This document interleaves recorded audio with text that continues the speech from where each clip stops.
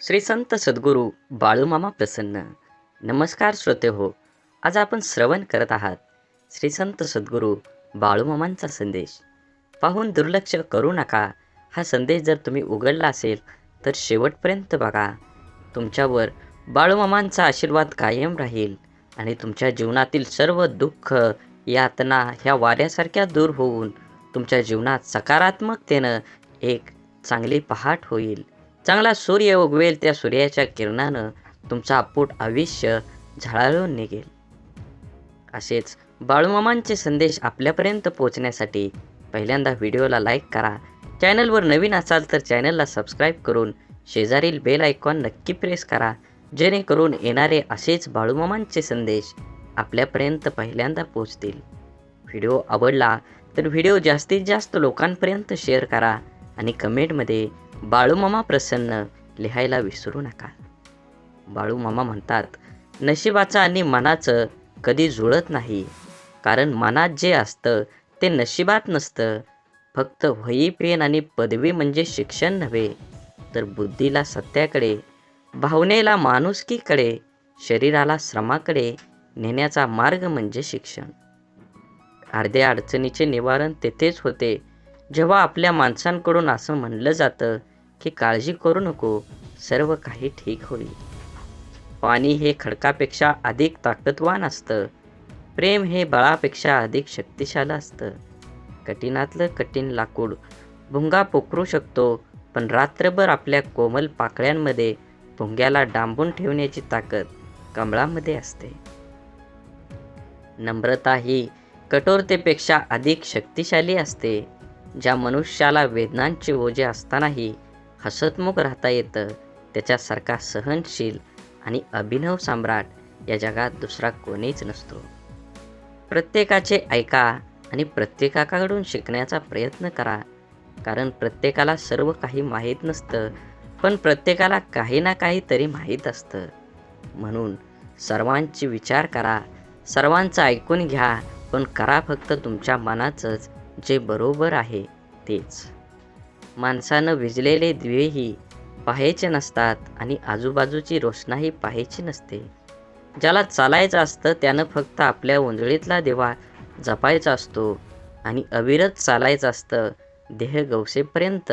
जेव्हा सारं जग म्हणत असतं पराभव मान्य कर, तेव्हा आशेची झुळूक अलगद कानात सांगते, पुन्हा एकदा प्रयत्न कर. ज्याला हसण्याची कला माहीत आहे तो व्यक्ती संकटांना सामनासुद्धा हसत हसत करतो. म्हणून नेहमी जीवन जगत असताना आयुष्यामध्ये कोणतीही काळजी करू नका. तुमच्या सदैव मागं श्री संत सद्गुरू बाळूमामांचा पाठीराखा आहे. आपण एखाद्या व्यक्तीवर खूप प्रेम करतो. जोपर्यंत ती व्यक्ती आपल्या बंधनात राहते तोपर्यंत त्याला प्रेम म्हणायचं की स्वतःची पूजा. अन्याय लाचारी दूर करण्यासाठी शिक्षण हे एकमेव प्रभावी अस्त्र आणि शस्त्र आहे. अख्ख्या जगाचा इतिहास ह्या गोष्टीची साक्ष आहे की गरीब, गुलाम, लाचार या लोकांनाच नेहमी त्रास सहन करावा लागतो. जुन्या काळापासून ते अजूनही काही ठिकाणी मुलींना लहानपणापासून शिक्षणापेक्षा तुला फक्त चांगला स्वयंपाक आणि नवऱ्याला सासरी सर्वांना खुश ठेवता आलं पाहिजे अशा मानसिकतेने वाढवलं जातं. खरंच किती माणसानं विचार केला पाहिजे. हे जग बदललं आहे. जुनं शांत राहून संपवायचं आणि नवीन चांगलं निर्माण करायची ही बेरीज वजाबाकी ज्याला जमते त्यालाच आयुष्य आनंदाने जगता येतं. आयुष्य चांगल्या प्रकारे जगण्यासाठी आपल्याला काही अपघातांना, काही गोष्टींना, आपल्या जीवनातील काही लोकांना, त्यांच्या बोलण्याला, वागण्याला दुर्लक्ष करता आलं पाहिजे. प्रत्येक क्रियेवर प्रतिक्रिया व्यक्त करणं आवश्यक नसतं. कधीकधी आपल्या काही प्रतिक्रिया आपल्या केवळ वेदना देऊन आपलेच नुकसान करतात. अहंकार व रागाच्या भरात आपण इतरांना अद्दल घडवण्याच्या मानसिकतेने इजा करण्याचा प्रयत्न करतो, पण आपल्याला नंतर कळतं की आपण स्वतःचेच नुकसान केलेले आहे. लोहाराच्या बंद दुकानात एक साप घुसला. तिथे पडलेल्या एका करवतीमुळे त्याला जखम झाली. सापानं मागं वळून आपली पूर्ण ताकदीने करवतीला चावण्याचा प्रयत्न केला. सापाच्या तोंडातून रक्त वाहू लागलं. तरीही सापानं करवतीला तोंडातून स्वतःला गुंडाळून मारण्याचा पुरेपूर प्रयत्न केला. स्वतःला गुंडाळून घेताना दुसऱ्या दिवशी जेव्हा लोहाराने दुकान उघडलं तेव्हा त्या करवतीभोवती गुंडाळलेला मेलेला साप दिसला. त्याच्या अक्षरशः खंडोळ्या झाल्या होत्या. जो स्वतःच्या रागाचा आणि अहंकाराचा बळी पडला होता. आपल्या आयुष्यात आतापर्यंत आपण कळत नकळत अनेक चुका केलेल्या असतात, ज्या आपण विसरून गेलेलो असतो. परंतु आपल्या प्रत्येक कर्माचं फळ हे ठरलेलं असतं. आपल्या चांगल्या वाईट प्रत्येक कर्माची नोंद आपल्या खात्यात जमा होत असते. आपल्या चुकांची, वाईट कर्मांची फळं करवतीच्या रूपात समोर येत असतात, जी वर्तमानात जरी आपली चूक नसली तरी आपल्या किरकोळ इजा करतात. अशा वेळेस करवतीला दोष देऊन आणखी जास्त नुकसान करून घेण्यापेक्षा तिच्याकडे दुर्लक्ष करायला शिकलं पाहिजे. भूतकाळात करून ठेवलेल्या कर्म बदलता येत नाही. ते करवतीच्या रूपात नेहमीच आपल्या समोर येत असतं. ब्रह्मांडातील कोणताही नियम बदलू शकतो, मात्र कर्माचा सिद्धांत आयुष्यात कधीही बदलता येत नाही. हे समजल्याशिवाय माणूस बदलूच शकत नाही. आपण भूतकाळात करून ठेवलेल्या चुका, वाईट कर्म बदलता येत नाही आणि त्यांचं समोर येणारे परिणामही टाळता येत नाहीत. चुकीच्या वागण्याचे भोग हे भोगूनच संपवावे लागतात. त्यापासून कोणाचीही सुटका होत नाही. कितीही देवदेव केलं तरी देवसुद्धा त्यापासून आपल्याला वाचवू शकत नाही. मग वर्तमानात देवाची प्रार्थना का करायची? हा जर देव आपल्याला येणाऱ्या संकटातून वाचवू शकत नाही तर देवाची आराधना का केली पाहिजे? तर लक्षात ठेवा, मनाची शक्ती वाढवण्यासाठी देवाची आराधना करायला हवी. आपल्यासोबत आणि आपल्या आजूबाजूला घडणाऱ्या वाईट गोष्टींसाठी इतरांना आणि आपल्या परिस्थितीला जबाबदार न धरता ते आपलाच मागच्या चुकीच्या कर्माचं फळ आहे हे समजून त्याला स्वीकारत सामोरं जाण्याची मनाची शक्ती प्रचंड सकारात्मक असावी लागते, जी योग, ध्यान, नामस्मरण करून वाढवता येते. देवाची आराधना करायला सुरुवात केल्यावर आत्मचिंतन करण्याची सवय लागते. आपण कुठं चुकलो, काय योग्य आपण करू शकलो असतो असा विचार करण्याची सवय लावून घेतली तर योग्य अयोग्य, चूक बरोबर याची जाणीव होऊ लागते. त्यामुळे मनाला योग्य विचार आणि योग्य कृती करण्याची शक्ती प्राप्त होते. ज्या योगे नवीन चुका, वाईट कर्म आपल्या हातून घडण्याची शक्यता कमी होत जाते. आपल्याला कर्माच्या खात्यातील वाईट कर्माचे गाठोडं आणखी मोठं न होता हलकं होत जातं. होऊन गेलेल्या चुकांसाठी देवाकडे माफी मागून समोर आलेली शिक्षा कुठलीही तक्रार न करता भोगून संपवायची आणि वर्तमानात त्या चुका न करता नवीन चांगलं कर्म करत राहिल्याने पुढे येणारी आपली वेळ, भविष्यकाळ सोपा, सुखकर करण्याची संधी देवाची आराधना केल्याने मिळते. लोकांच्या तोंडाला कोण कुलूप घालणार? ते उघडच असतं. लोक अपयशी लोकांवर हसतात आणि यशस्वी लोकांवर जळतात. आपण करत असलेल्या कामाबद्दल, आपल्या स्वभावाबद्दल, आपलं राहणीमान, वागण्याविषयी आपल्या जवळचे ओळखीचे लोक, सहकारी, शेजारी, नातेवाईक हे आपल्याविषयी काहीतरी चांगलं वाईट मत बनवित असतात. परंतु या गोष्टी आपल्या समोर न बोलता आपल्या गैरहजेरीत, आपल्या पाठीमागं आपापसात ते बोलत असतात. कारण या जगात फार कमी व्यक्ती असतात जे आपल्या तोंडावर समोर बोलण्याची हिंमत ठेवतात. आपल्या चुका, आपली प्रगती या लोकांच्या मनात सलत असते. मनातल्या मनात गोष्टी कोणाजवळ तरी व्यक्त करण्यासाठी हे लोक आपल्या जवळच्या एखाद्या व्यक्तीला शोधत असतात. त्या जवळच्या व्यक्तीजवळ सर्व शोध व्यक्त केल्यानंतर कधीतरी संधी बघून ती व्यक्ती आपल्याला सांगते, अमका असं म्हणाला, तो तसं म्हणाला, हा तुझ्याबद्दल असं बोलत होता. काय बोलला हे मिरची मसाला लावून सांगण्याची त्यांच्यात हिंमत असते, पण कोण बोलला हे सांगण्याची त्यांच्यात हिंमत नसते. कारण त्यांच्या बोलण्यात किती प्रामाणिकपणा आहे हे त्यांना माहीत असतं. त्यामुळे पाठीमागं बोलणाऱ्यांकडे लक्ष न देता इतरांचं नाव पुढे करून आपल्याला 4 गोष्टी शिकवणाऱ्यांवर विश्वास न ठेवता आपलं आयुष्य चांगल्या पद्धतीनं जगत राहावे. वेळ ही अशी गोष्ट आहे जिचा आदर फक्त हुशार लोक करतात आणि आयुष्यात यशस्वी होऊन आनंदाने जीवन जगतात. आपण एखाद्या गोष्टीला जोपर्यंत प्राधान्य देत नाही तोपर्यंत ती गोष्ट करू शकत नाही. त्या गोष्टीत आपल्याला अपेक्षित असणारे यश मिळवू शकत नाही. खूप उत्साहाने आपण जिम लावतो. सुरुवातीचे 1-2 दिवस खूप उत्साहाने उठतो. नंतर मात्र रात्री झोपताना ठरवणार, उद्या काहीही झालं तरी सकाळी लवकर उठणार. सकाळ झाली की आजचा दिवस नको, उद्यापासून नक्की असं स्वतःला सांगणार आणि रोज उद्या म्हणत कितीतरी दिवस आपण वाया घालवतो. पण जिमऐवजी जर आपल्याला एखाद्या महत्त्वाच्या कामासाठी लवकर बाहेरगावी जायचं असेल किंवा आपली एखादी परीक्षा असेल, पेपर असतील, सहलीला फिरायला कुठंतरी बाहेर जायचं असेल, तर रात्री काहीच न ठरवता आपल्याला सकाळी लवकर जाग होते. तेव्हा आपण आज नको उद्या असं स्वतःला म्हणत नाही, कारण त्या गोष्टीची जाणीव, महत्त्व, परिणाम आपल्याला माहीत असतात. आयुष्यात यश मिळवायचे असेल, आनंदी यशस्वी आयुष्य जगायचं असेल, तर सर्वप्रथम स्वतःला एक सवय लावायला हवी. ती म्हणजे सकाळी लवकर उठणं. सकाळी लवकर उठण्याचे फायदे, महत्त्व जाणून घेतलं तरच आपण सकाळी लवकर उठू शकतो आणि हेही रात्री झोपायला कितीही उशीर झाला तरी. हेल हेराल्ड नावाचे एक जगप्रसिद्ध व्यक्तिमत्व आहे. अब्जोपती हेल महामंदीत नुकसान झालेल्या कर्जबाजारी झालेले होते, पण ते हार मानणारे नव्हते. त्यातून बाहेर पडण्यासाठी त्यांनी एका मित्राचा सल्ला घेतला आणि हेल सांगतात, त्याचं आयुष्यच बदलून गेलं.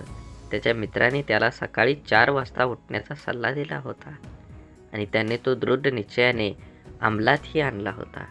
म्हणून सकाळी उठण्याचे अनेक फायदे आहेत, फक्त तुम्ही त्या वेळेचा फायदा करून घेतला पाहिजे. अख्ख्या जगाचा इतिहास या गोष्टींची साक्ष आहे की गरीब, गुलाम, लाचार या लोकांनाच नेहमी त्रास सहन करावा लागतो. जुन्या काळापासून ते अजूनही काही ठिकाणी काही माणसं त्रास देत असतात. हेच तुमचा स्वाभिमान जपून धाडसपणे, आत्मसमाधानाने तुमचं जीवन जगलं पाहिजे. आयुष्य चांगल्या प्रकारे जगण्यासाठी आपल्याला काही अपघातांना, काही गोष्टींना, आपल्या जीवनातील काही लोकांना, त्यांचा बोलण्याचा, वागण्याकडे दुर्लक्ष केलं पाहिजे. म्हणून भूतकाळात आपण काही करून ठेवलेल्या चुकांचा परिणाम आपल्याला भविष्यकाळात नक्कीच कर्म फेडावं लागतं.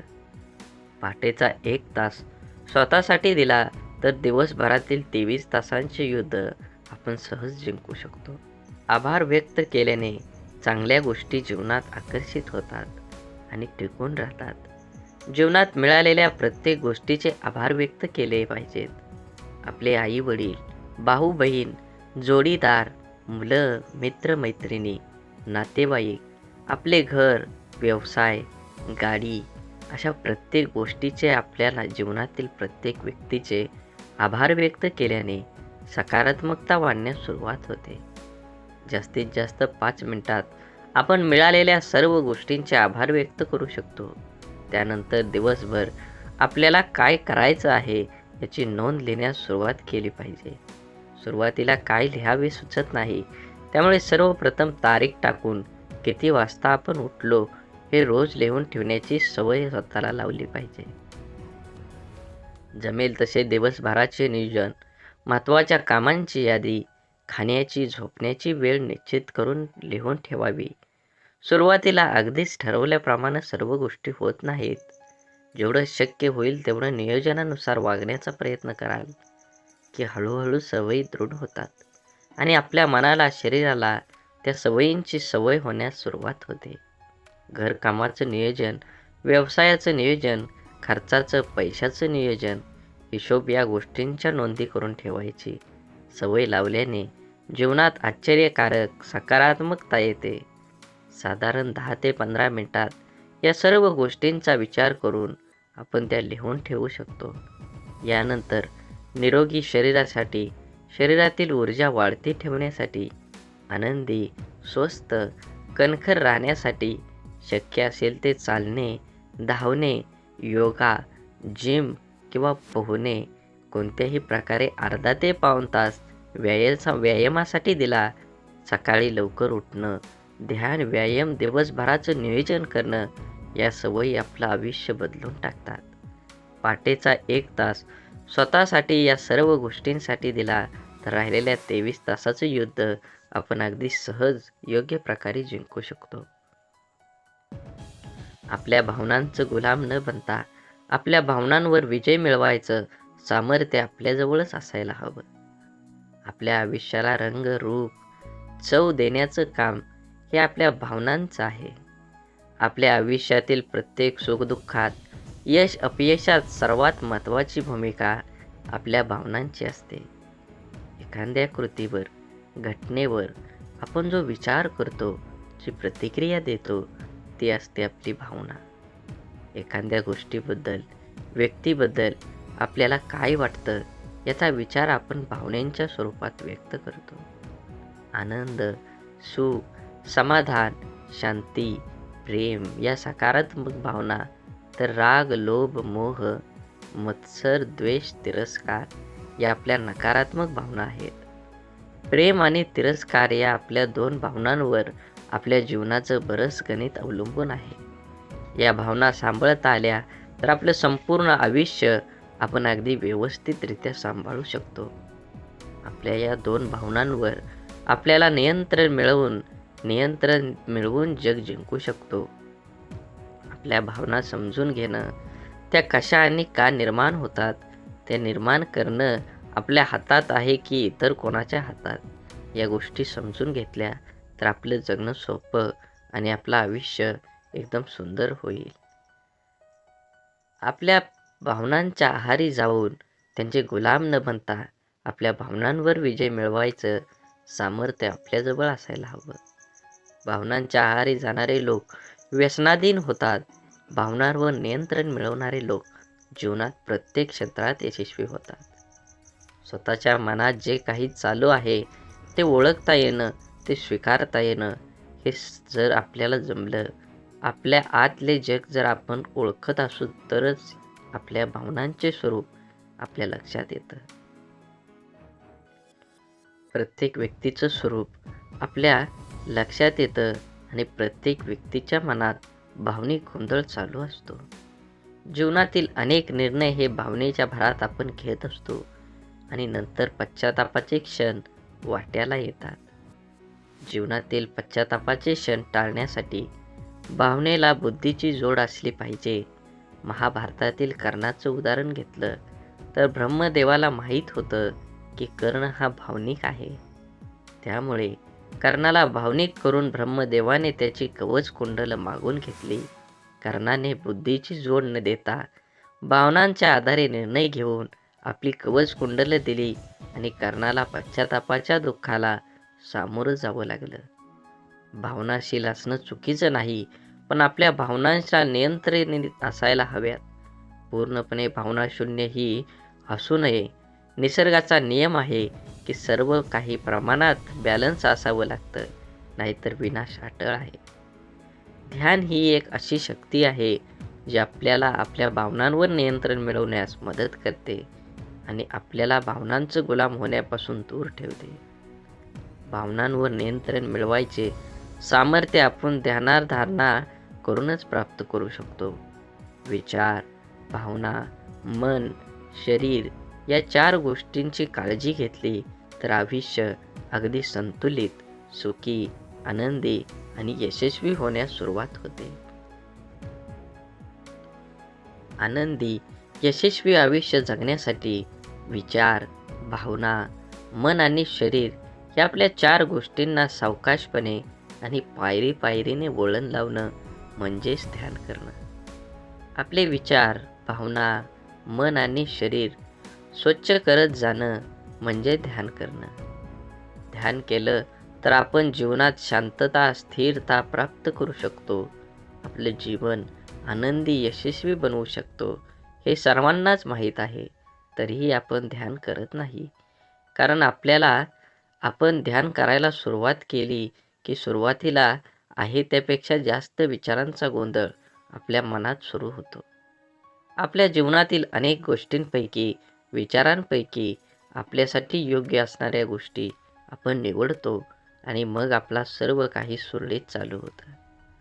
हे असंच चालू राहावं असं वाटत असतं, पण अचानक आपल्याकडून घडून गेलेल्या गोष्टींचं चुकीचे परिणाम समोर येतात आणि आपण गोंधळून जातो. सुरळीत चालू झालेल्या आयुष्यात परत एकदा अडथळा होतो.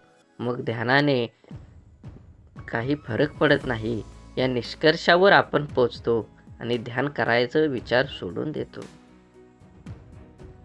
ध्यानाबद्दल स्वामी विवेकानंद म्हणतात, ज्याप्रमाणे आपण वर्षानुवर्ष धूळ खात एखादे भांडे स्वच्छ करायला घेतल्यावर त्यातून पहिले गढूळ आणि घाणेरडे पाणीच बाहेर पडतं, त्या भांड्यावरची पूर्ण धूळ निघून गेल्यानंतरच स्वच्छ व निर्मळ पाणी येण्यास सुरुवात होते.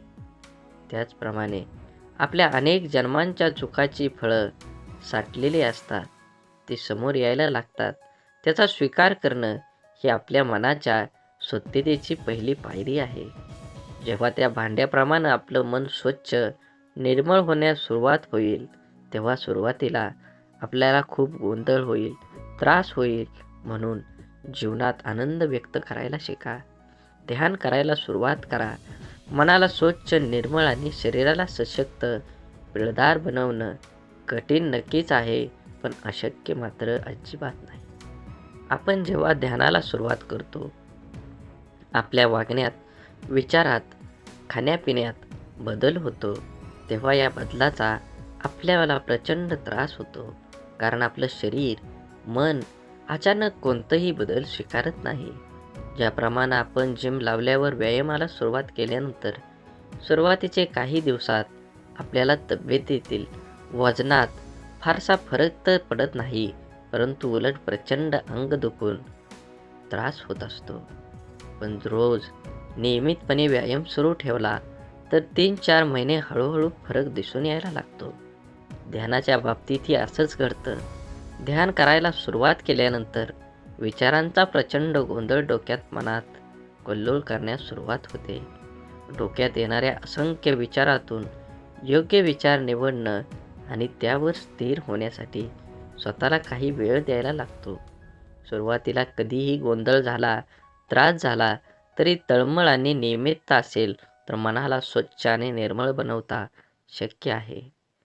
ध्यानामुळे होणारी प्राप्ती ही हळूहळू होते, पण ती प्रचंड मोठी असते. त्यासाठी नियमित सराव अत्यंत आवश्यक आहे. आपलं काम केवळ ध्यानाला बसणं इतकेच असतं. ध्यान लागेल किंवा लागणार नाही याची काळजी सोपवून द्यायची. आपल्या इष्टदेवतेवर ही कामगिरी सोपवून द्यायची. आपला ज्या देवावर विश्वास असेल, मग ती मूर्ती असो किंवा आपण मनात असलेली शक्ती असो, त्यावरती भार सोपवून आपण फक्त नियमित ध्यानाला बसण्याचा सराव करायला हवा. त्यासाठी प्रचंड चिकाटी, नियमितता आणि सर्वात महत्त्वाचं स्वतःवर आणि आपण मनात असलेल्या शक्तीवर, देवावर प्रचंड विश्वास असायला हवा. तरच प्राप्तीचा अनुभव येतो. असेच बाळूमामांचे संदेश आपल्यापर्यंत पोहोचण्यासाठी पहिल्यांदा व्हिडिओला लाईक करा. चॅनलवर नवीन असाल तर चॅनलला सबस्क्राईब करून शेजारील बेल आयकॉन नक्की प्रेस करा. असेच येणारे व्हिडिओ आपल्याला पहिल्यांदा भेटतील आणि कमेंटमध्ये बाळूमामाच्या नावाचा जयघोष करून व्हिडिओ जास्तीत जास्त शेअर करायला विसरू नका. मनाला स्वच्छ, निर्मळ आणि शरीराला सशक्त, पिळदार कठीण नक्कीच आहे. हे अशक्य पण अजिबात नाही. आपला हेतू प्रामाणिक आणि शुद्ध असेल तर एखाद्या कार्याच्या परिणामाचा जास्त विचार करण्याची गरज भासत नाही. मनासारखं होण्यासाठी आधी मनासारखं काम करावं लागतं. आपण संपूर्ण आयुष्यात कोणासोबत सर्वात जास्त वेळ राहतो? अर्थातच प्रत्येकाचं उत्तर वेगळं असू शकतं. अनेक जणांनी तर कधी यावर विचारच केलेला नसेल. आपण संपूर्ण आयुष्यात सर्वात जास्त वेळ स्वतःजवळ राहतो. आपण स्वतःला जेवढं ओळखतो तेवढं कोणीही आपल्याला ओळखत नाही. तरीही आपण स्वतःची किंमत दुसऱ्यांना लावून देतो. लहानपणी ऐकलेली एक गोष्ट आहे. एक मुलगा रस्त्यात सापडलेला चमकणारा दगड घेऊन आपल्या वडिलांकडे जातो. वडील त्याला म्हणतात, हा दगड बाजारात घेऊन जा. वेगवेगळ्या दुकानदारात दाखवून त्याची किंमत काढून आण. पण कोणालाही दगड विकू नकोस. मग मुलगा तो दगड भाजीवाल्याला दाखवतो. तो दगडाची किंमत 50 रुपये सांगतो. मग मुलगा तो दगड लोहाराकडे दाखवतो. लोहार 200 रुपये सांगतो. असं करत करत तो सोनाकडे जातो. सोनार त्याला त्या दगडाची किंमत हजारो रुपये आहे असं सांगतो. बाजारात अनेक ठिकाणी त्या दगडाची किंमत विचारून मुलगा परत आपल्या वडिलांकडे येतो. बाजारात झालेला सगळा प्रसंग तो वडिलांना सांगतो. तेव्हा वडील त्याला म्हणतात, माणसाचं आयुष्य पण असंच असतं.